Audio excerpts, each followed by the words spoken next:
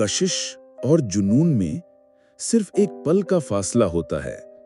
कशिश आपको किसी की तरफ खींचती है और जुनून वो सारे फासले मिटा देता है। मायरा का दिल और दिमाग एक जंग लड़ रहे थे, पर वो नहीं जानती थी कि जुनून की लड़ाई में दिमाग हमेशा हार जाता है। उस डिनर को कई दिन बीत गए थे। मायरा अपने स्टूडियो में कैनवस पर पेंटिंग कर रही थी। कबीर ने मायरा को एक बार भी फोन नहीं किया। नहीं, उसका तरीका अलग था।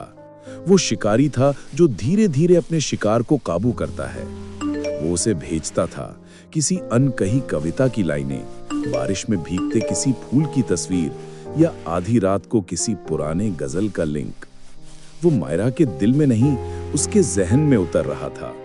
मायरा मन में खुद से ही बोल रही थी, ये क्या कर रहे हो तुम कबीर? मैं कुछ सोच भी नहीं पा रही।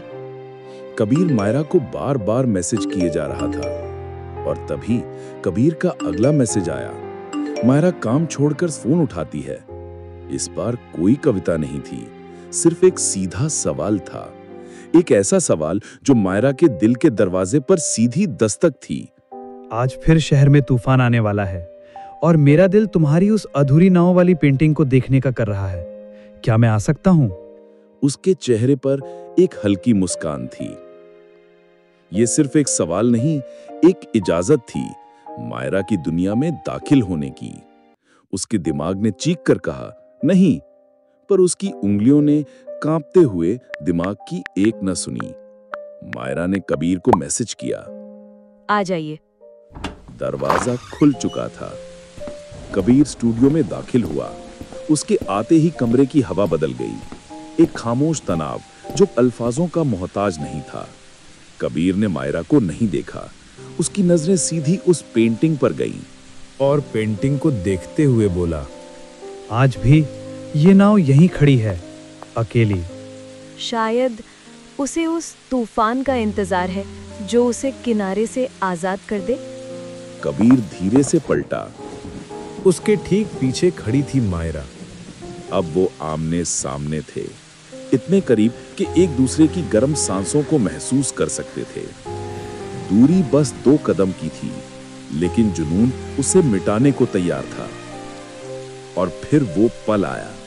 कबीर ने धीरे से अपना हाथ बढ़ाया और मायरा के चेहरे पर आई बालों की एक लट को बहुत नरमी से उसके कान के पीछे कर दिया। मायरा अपनी आंखें बंद कर लेती है, जैसे उसने आत्मसमर्पण कर दिया हो। एक स्पर्श और मायरा का सारा वजूद कांप गया। उसके अंदर का सारा सब्र, सारा डर उस एक स्पर्श में पिघल गया। हर तूफान सिर्फ तबाही नहीं लाता मायरा, कुछ तूफान आजाद करने भी आते हैं। तभी अचानक एक तेज बिजली कड़की। मायरा ने डर कर कबीर को अपने आगोश में भर लिया और बस बांध टूट गया। उस पल ना कोई सवाल था, ना कोई जवाब। बाहर आसमान बरस रहा था और अंदर 2 रूहें एक दूसरे पर बरसने को तैयार थीं। कबीर ने मायरा को अपनी बाहों में खींच लिया और उनके होंठ मिल गए। उस रात उस स्टूडियो में सिर्फ 2 लोग नहीं थे, एक कहानी थी, एक इकरार था, एक अधूरा ख्वाब था जो मुकम्मल हो रहा था। मायरा ने खुद को कबीर के हवाले कर दिया था। उसने अपनी आत्मा उसके नाम कर दी थी। जुनून की रात के बाद की सुबह बहुत खामोश होती है। उसमें एक सुकून होता है और एक अजीब सा डर भी। सुकून सब कुछ पा लेने का और डर उसे खो देने का। मायरा की जिंदगी में आज वही सुबह थी, पर वो नहीं जानती थी कि ये खामोशी एक नए तूफान से पहले का सन्नाटा है। मायरा की आंख खुली। स्टूडियो की खिड़की से सुबह की पहली किरणें आ रही थी। बारिश थम चुकी थी और वो कबीर की बाहों में थी। एक पल के लिए उसे लगा कि ये सब एक ख्वाब है, एक खूबसूरत ख्वाब। उसने अपनी जिंदगी में इतना मुकम्मल, इतना महफूज कभी महसूस नहीं किया था।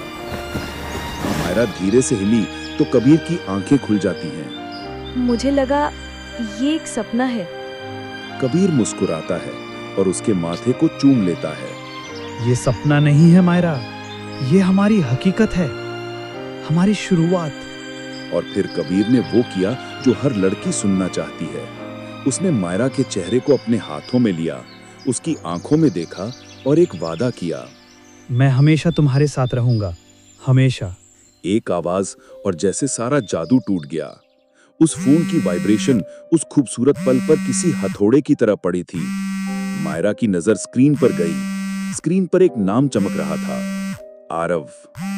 और उस एक नाम ने कबीर के चेहरे का नक्शा बदल दिया। वो प्यार करने वाला मुस्कुराता हुआ चेहरा एक पल में सर्द और पत्थर जैसा सख्त हो गया। मायरा ने कबीर का ये रूप पहले कभी नहीं देखा था। कबीर तेजी से उठा और फोन उठाकर स्टूडियो के दूसरे कोने में चला जाता है और फोन पर बातें करने लगा। कमरा वही था, लोग वही थे, पर माहौल बदल चुका था। मायरा अपनी जगह पर जम सी गई थी। उसे कबीर की आवाज सुनाई दे रही थी, पर वो प्यार भरी नहीं थी। वो एक ठंडी, गुस्से से भरी फुसफुसाहट थी, जिसमें धमकियां थीं और राज थे। कितनी बार कहा है मुझे इस नंबर पर फोन मत करना आरव। और पैसों की बात है तो वो तुम्हें मिल जाएंगे, लेकिन अपनी हद में रहो। मैं बाद में बात करता हूं, दोबारा फोन मत करना। आरव? कौन था ये आरव? कैसे पैसे? वो शख्स जो कुछ पल पहले मायरा की दुनिया था, अब एक अजनबी लग रहा था। शक का पहला बीज मायरा के दिल में बोया जा चुका था। कबीर पलटा। उसके चेहरे पर एक झूठी मुस्कान थी, एक ऐसी मुस्कान जो आंखों तक नहीं पहुंच रही थी। उसने ऐसे दिखाने की कोशिश की जैसे कुछ नहीं हुआ। सब ठीक है कबीर? हाँ, वो बस बिजनेस की कुछ टेंशन है, तुम परेशान मत हो। आरव कौन है? एक सवाल और हवा में जैसे छुरी खिंच गई। कबीर में एक पल के लिए मायरा को घूरा और फिर एक सर्द मुस्कान के साथ बोला, कोई नहीं, एक पुराना दोस्त है, तुम इन सब में मत पड़ो। वो मायरा को चूमने के लिए आगे बढ़ता है, पर ये वो किस नहीं था, ये प्यार नहीं, सवालों को चुप कराने की एक कोशिश थी। कबीर जा चुका था। स्टूडियो में मायरा अकेली थी।